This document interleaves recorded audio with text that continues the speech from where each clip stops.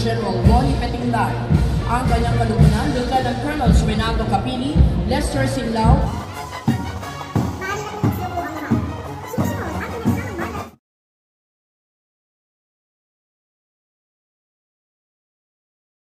kundi isang patimpanak ang mananalang float.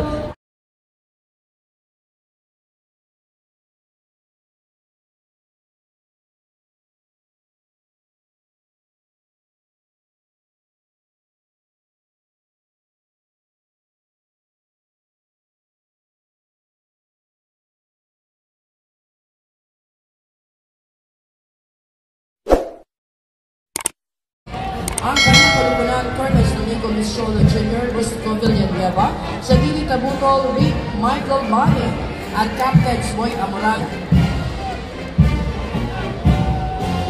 Mangyaring magsitayo ang lahat para sa pagdating ng ating watawang ng Pilipinas.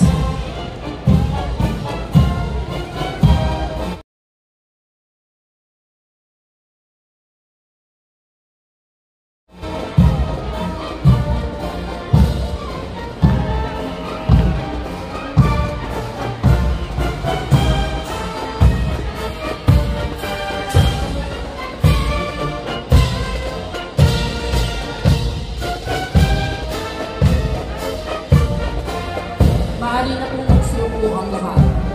Sumusunod ang pinagsamang banda sa Datahang Lakas ng Pilipinas na pinamumunuan ni Major Peterson Rivera. Ang unang brigada sa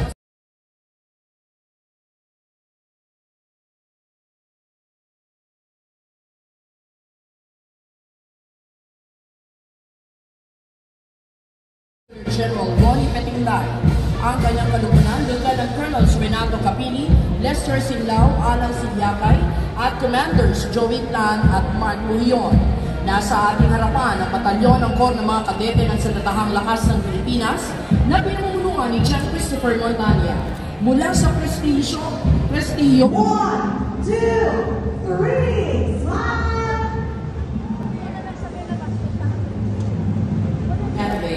Ang mga ginawa at binibini itong mamamahala sa iba't ibang sakay ng ating Sandatahang Lakas.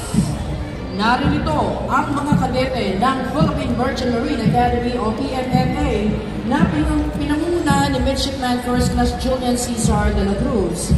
Ang PMMA ay isang institusyon sa pangmatahasang edukasyon, tapos mula dito ay nakokomisyon bilang ensign sa langpwersa ng Philippine Navy. Ang palupad ng ating mga kawal ng Philippine Army sa pangunan ni Lieutenant Colonel Jeffrey Mamuya. Laging nakahandang maglingkod ng Philippine Army sa iba't ibang pamamaraan habang sinisiguro ang... Kaway! Ate, kaway!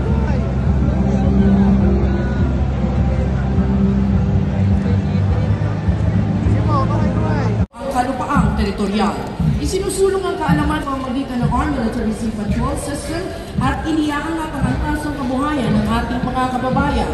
Bitiin itong maging world-class, multi-ready at cross-domain capable sa taong 2014. Narito ang talupad ng mga kawal ng Philippine Navy sa pangunguna ni Commander Jorge Ciscar. Nangungulang tagapagtanggol at pangalaga ng ating nasa sa putong dagat.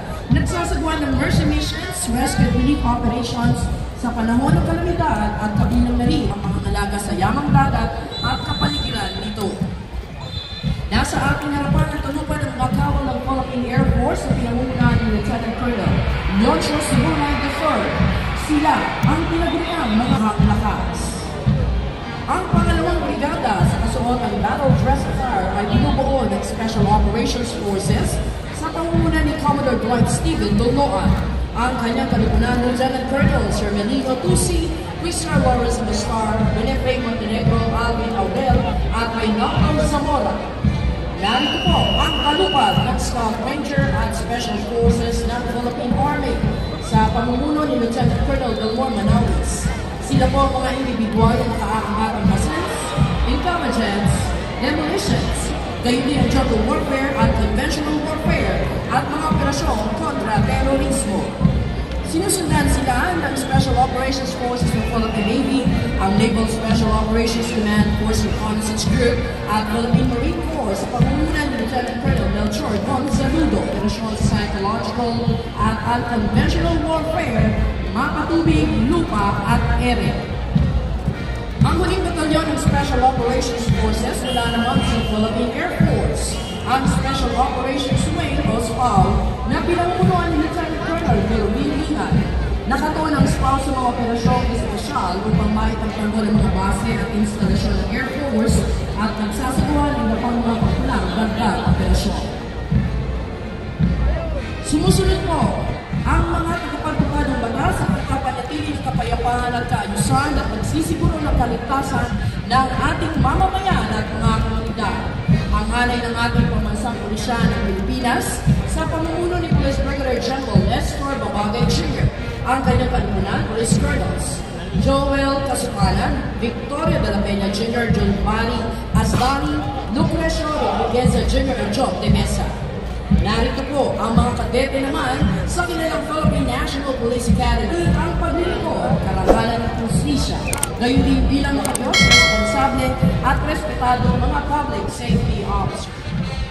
Kasunod ang Special Action Force sa kanilang pangunahing maneuver unit ng kapulisan na nakatuon sa rapid deployment ng bansa at internasyonal aplikasyon sa larangan ng kontraterorismo, kontra-insurhensya, hostage rescue, civil disturbance management, search and rescue at iba pang espesyal na operasyon.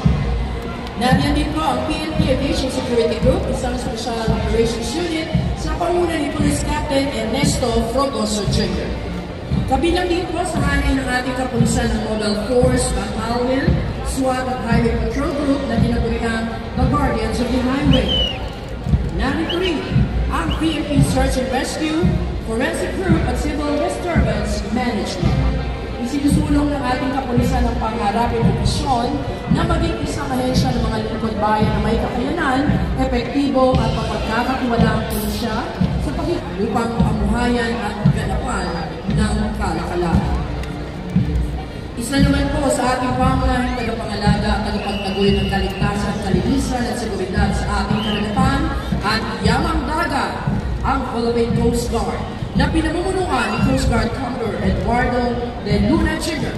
Ang kanyang kalupunan, Coast Guard Captain Sector Rapid Michael Landag, Oliver Danseco, Coast Guard Commanders Alberto Ferre, Alexander Corpus at Richard Cura. Ang unang batalyon ay nasa pamuno ni Coast Guard Commander Arvin Liwan. Pinalakas PCG bilang ganap na Uniformed and Armed Service attached to the Department of Transportation and Communications. Ang pangalawang batalyon, pinamumunuan ni Coast Guard Lieutenant Commander Paul Ives Kakalindi. Pangunahing tungkulin ng Philippine Coast Guard ang Maritime Search and Rescue, Maritime Safety, Marine Environmental Protection,